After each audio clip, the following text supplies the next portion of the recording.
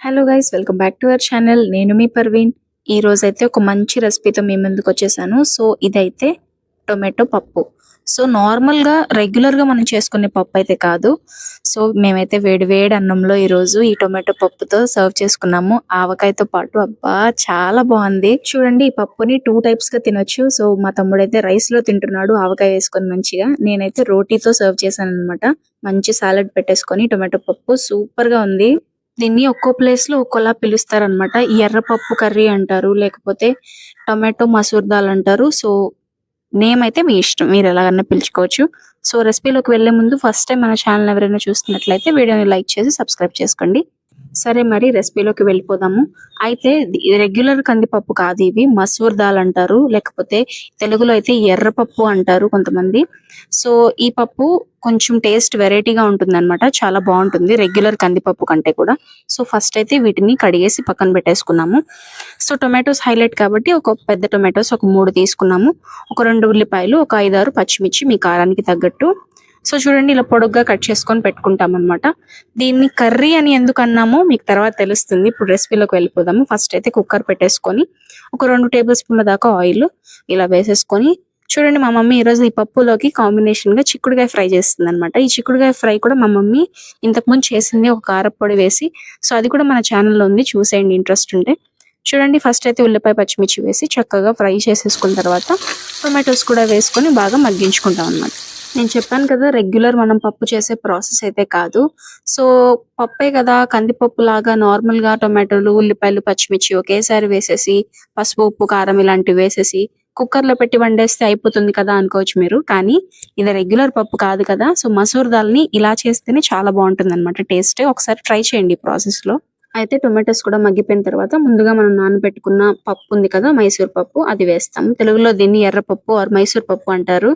So చూడండి, కొద్దిగా పసుపు వేస్తున్నాము, మీ కారానికి తగ్గట్టు కారం వేసుకొని, అండ్ కొంచెం చింతపండు అనమాట.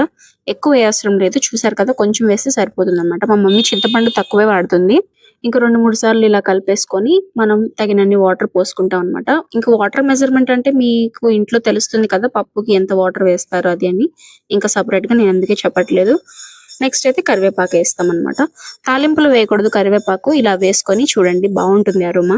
మీరు గమనించినట్లయితే మనం ఉప్పు వేయలేదు, ఎందుకంటే పప్పు మెదగదనమాట, మెత్తగా అవ్వదు, అందుకని ఉడకదనమాట.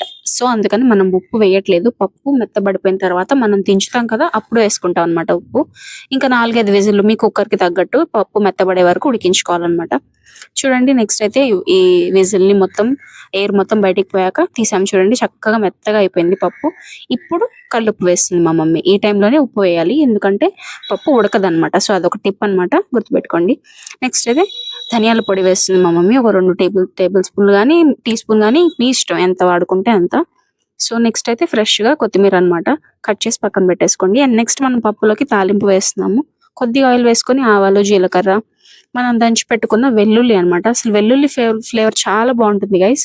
సో మీరు ఇంగువ వేసుకోవాలనుకుంటే వెల్లుల్లి స్కిప్ చేసేయండి. ఇంగువ, వెల్లుల్లి 2 ఒకేసారి మాత్రం వేయొద్దు. సో ఇది మాత్రం గుర్తుపెట్టుకోండి. కొంచెం కరివేపాకు వేస్తున్నాము.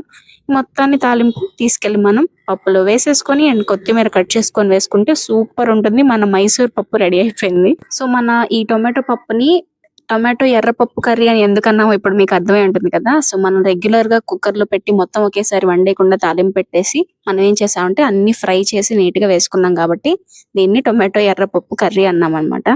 మీకు రైస్ తో ఇష్టమైతే రైస్ తో చక్కగా ఏదన్నా మంచి ఫ్రై పెట్టేసుకొని ఆవకాయతో పాటు తినేయండి మంచిగా, రైస్ లవర్స్ అయితే. లేదు నాలాగా రోటీ లవర్స్ అయితే చక్కగా రోటీ మీద ఆమ్లెట్ వేసేసుకొని సాలెడ్ తో పాటు పప్పుని సర్వ్ చేసుకున్నారంటే మంచి డిన్నర్, లంచ్ మీ ఇష్టం, ఎలాగన్నా తినేయచ్చు. వీడియోని లైక్ చేయండి. మన ఛానల్లో ఇంకా చాలా హెల్దీ రెసిపీస్ ఉన్నాయి, ఒకసారి వెళ్ళి చెక్అవుట్ చేసేయండి. ఈ రెసిపీ మీకు ఎలా అనిపించిందో కామెంట్స్ లో చెప్పండి. అండ్ మళ్ళీ ఇంకో వీడియోతో మళ్ళీ కలుద్దాం. Bye bye.